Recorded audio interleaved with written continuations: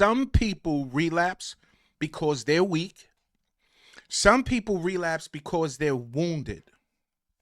And some people relapse because somewhere along the way, they were taught to expect failure.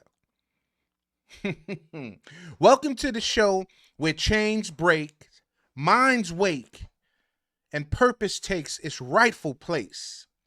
Today, we're talking about one of, yet again, another controversial topic in recovery. A topic that makes some people extremely angry, upset. A topic that causes division inside treatment centers, meetings, churches, inside families, and the recovery community itself as a whole. It's the statement. You ready for it? Relapse is part of recovery. Some people hear that and feel comfortable. They do. Others hear that and they feel danger. Because one side says, relapse happens, don't shame anybody. And the other side says, if you keep expecting relapse, eventually your mind prepares for it. And today, right now, we are diving in on, we are going deep. Not no surface level recovery talk, not fake motivational nonsense. We're not doing that. Not politically correct healing language. We're talking about identity, psychology, trauma, accountability, spiritual warfare, self-sabotage, and the battle between surviving and truly transforming. Because here's the truth. Here's the truth that it seems like nobody wants to say. Some people stop using substances, but never rebuild the person who needed escape in the first place. And that is where relapse lives. Not just in the drug, not just in the alcohol, but in unresolved identity. You see, I understand both sides of the conversation because I've seen people relapse after years clean. I myself, after quite some time clean, I had relapsed. I've seen people overdose after everybody thought that they were doing good. I've seen people leave treatment motivated, only to fall apart emotionally the moment life hit. I've also seen people become so terrified of shame that after relapse, they believe that they were hopeless. So let's establish this first. Let me establish this first. Relapse should never produce shame strong enough to destroy someone's belief in their worth. Never. Never, never, never, never, never. Because shame says you are the mistake. See, conviction says you made a mistake, now get back up. There's a huge difference. One destroys identity, and the other rebuilds it. And some people listening right now, you're drowning in shame from one bad decision,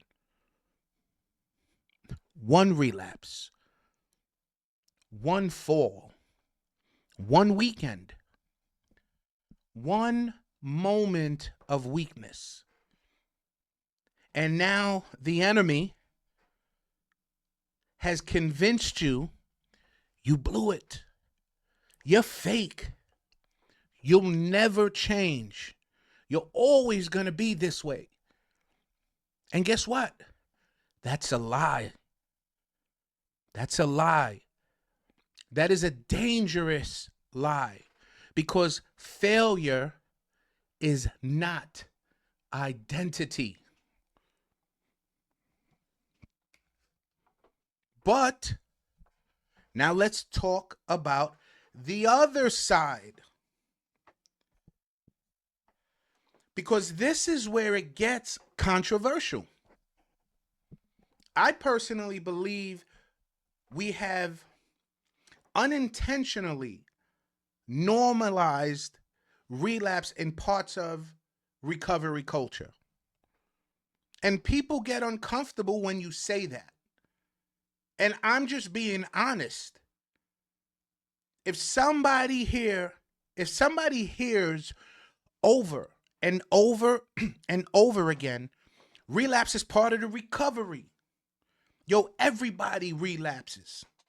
It's expected. What happens psychologically? The brain starts preparing for eventual failure.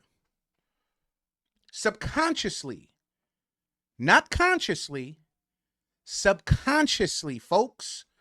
Especially people already struggling with hopelessness. Especially people already carrying trauma. Especially people with low self-worth. You know what they begin to think?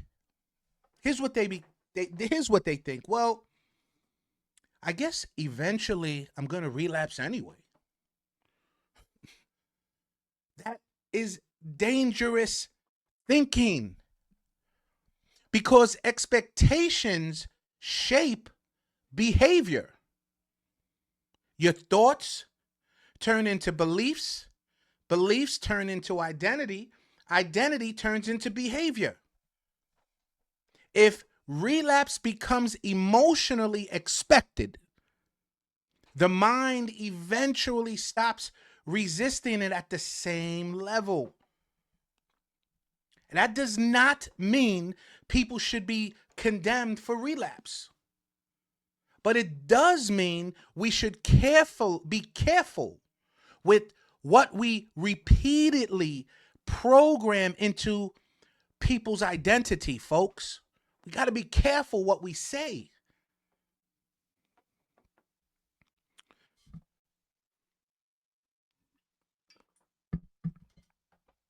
You see, I don't believe recovery should be built around preparing people to fail.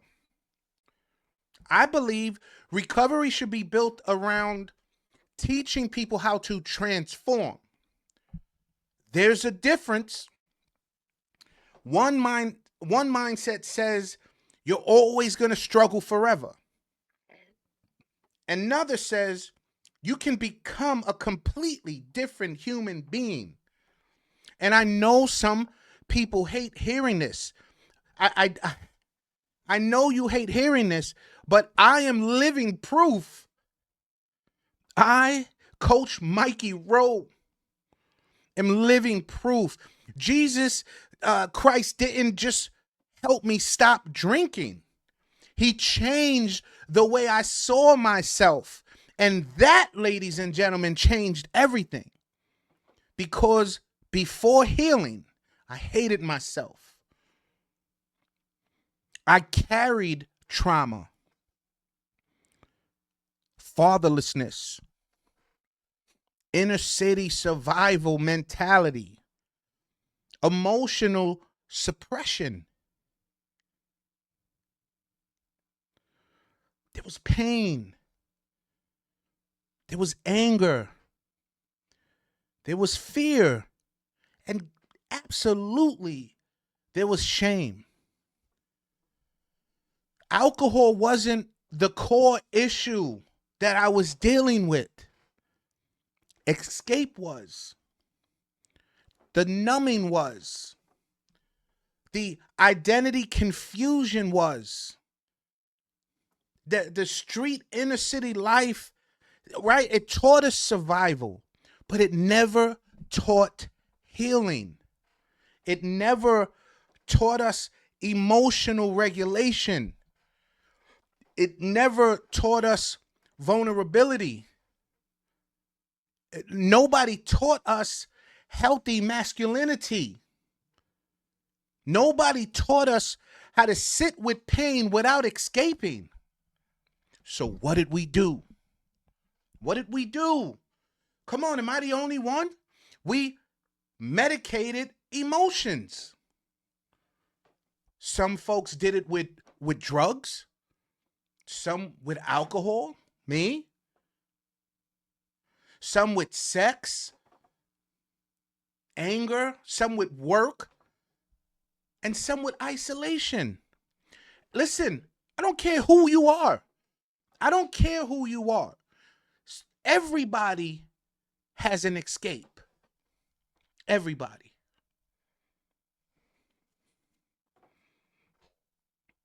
And this is why some people relapse even after years of sobriety. Because abstinence alone does not automatically heal identity. You can remove the substance and still carry the same broken thinking. You could remove the substance and still hate yourself and still avoid emotions, still sabotage relationships, still run from pain, still crave escape. And that's why some people are physically sober but emotionally drowning. And eventually, if the internal war never gets healed, the old escape starts to whisper again.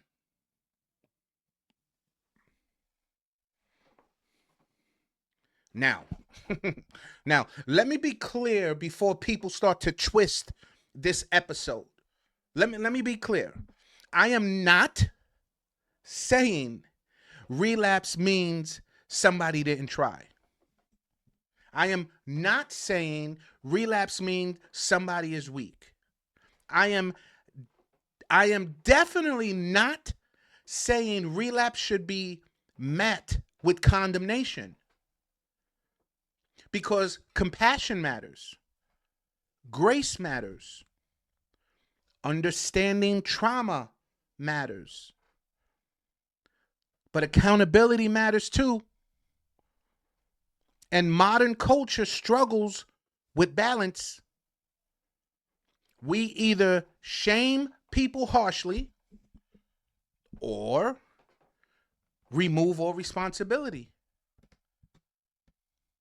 Both extremes are very dangerous because healing requires both compassion and accountability, love and truth, grace and ownership.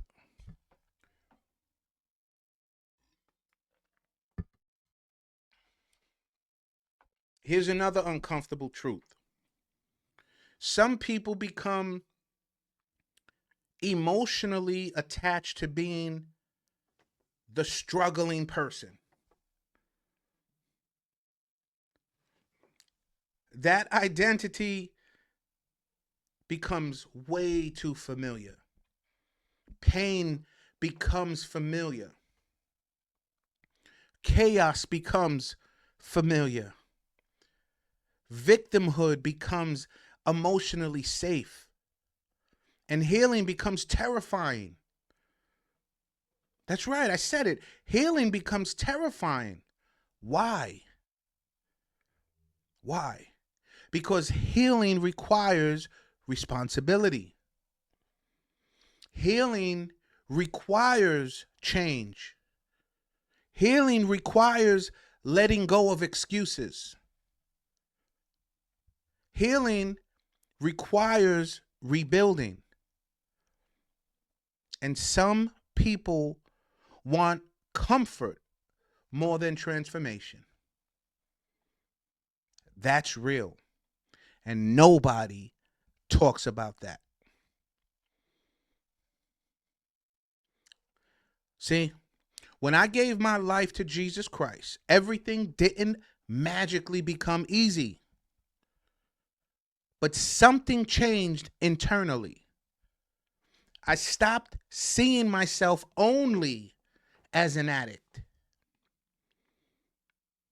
I started seeing myself as a man created with purpose, a father, a husband, a father, a leader, a servant, and more importantly, a child of the one true living God. Identity changed. And when identity changes, behavior begins changing too, folks. Identity change to belief change to behavior change. That's why I believe identity-based recovery is so powerful. Because if someone only learns don't use, but never learns how to think differently, how to heal emotionally, how to rebuild spiritually, how to process trauma, how to love themselves correctly, then recovery becomes constant resistance instead of transformation.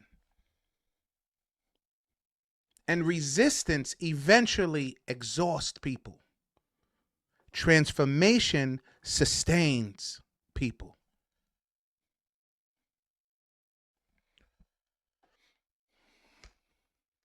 Let's talk about relapse honestly right now.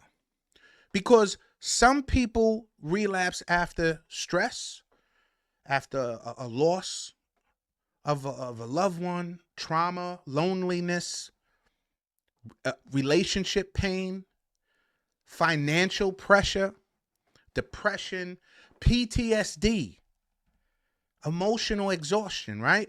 And this is why support matters. This is why community matters. Discipline matters. Counseling matters. A brotherhood matters. Accountability matters. See, people relapse in isolation. Darkness grows in secrecy. And some of you listening right now, you are one emotional breakdown away from using again. Not because you're evil, not because you're hopeless, but because you're tired. You're emotionally tired, mentally tired, spiritually tired. And I need you to hear me clearly right now. Your relapse thoughts do not remove your value, but they are warning signs. Please don't ignore them. Don't ignore them. Reach out. Talk to somebody. Get honest before you fail, not after.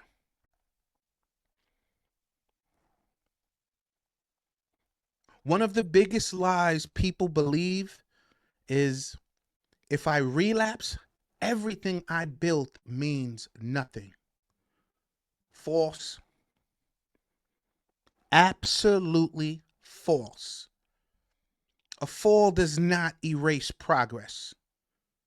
But we also shouldn't romanticize falling. That's another problem. Sometimes recovery coaches accidentally overprotect people from accountability because we're afraid of shame. But accountability is not hatred.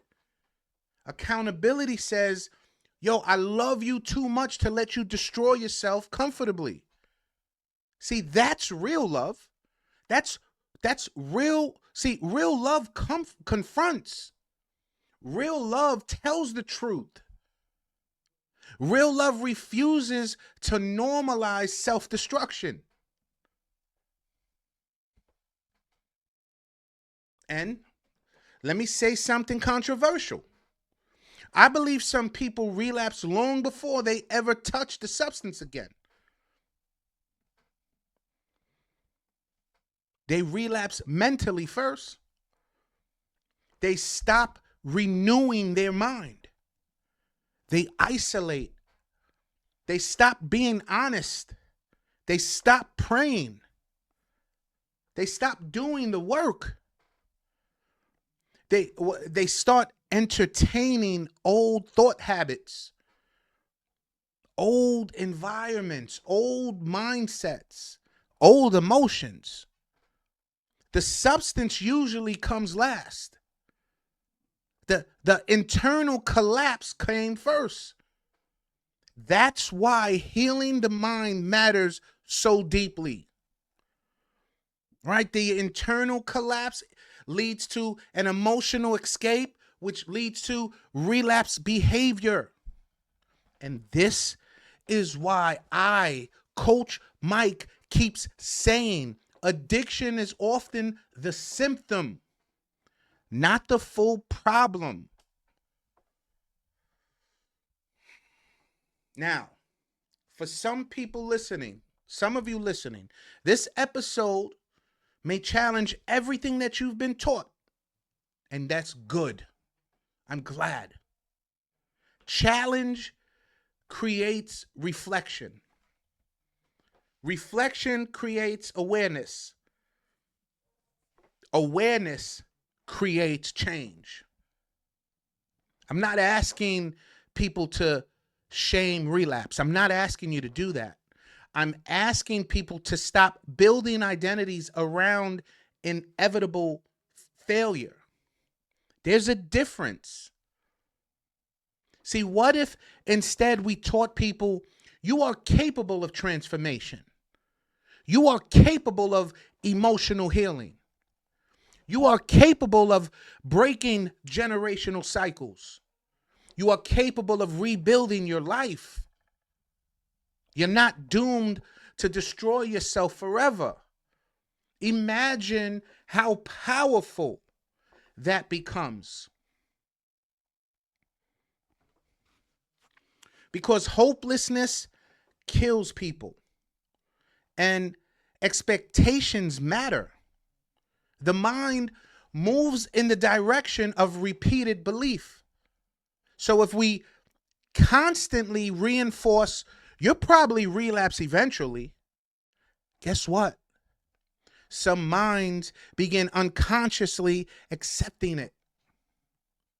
But if we teach, you can heal, you can rebuild, you can transform, that creates a different internal vision.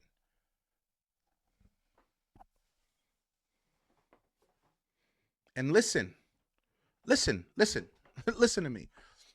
If you have relapsed, this episode is not condemnation. This is an invitation. This is an invitation to go deeper. Not just sober, healed. Not just abstinent, transformed. Not just surviving, renewed. Because Jesus didn't die just so you can white knuckle sobriety while secretly hating yourself. Nope. He came to restore identity, to restore purpose, to restore dignity, and to restore hope. And maybe that's real conversation recovery needs to have. Not how do we avoid shame, but also how do we rebuild identity so deeply that escape loses power. See, that changes everything. Changes everything. To the person listening right now that feels defeated, you're not too far gone. You're not disqualified. You're not beyond healing. But healing requires honesty. Healing requires ownership. Healing requires surrender. And healing requires rebuilding the version of you that trauma tried to destroy. That's the work. That's the battle. That's the transformation. And maybe today, instead of preparing yourself for another relapse, you start preparing yourself for another level of healing, another level of freedom, another level of emotional maturity, another level of purpose, another level of peace. Because recovery is not supposed to only keep you alive. It's supposed to help you become whole.